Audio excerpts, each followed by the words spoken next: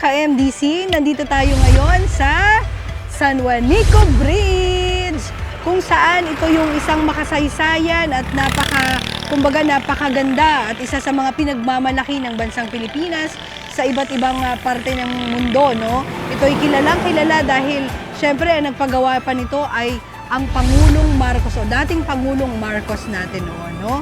So, gusto kong ipakita sa inyo ang mga mas magaganda pang tanawin dito sa Tacloban at alam ko, sasamahan niyo ako. So, tara na!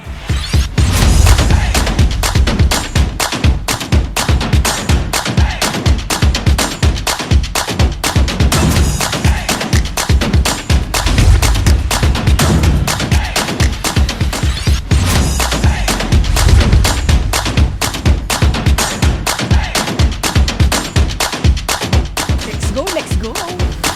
Lakad lang ang peg.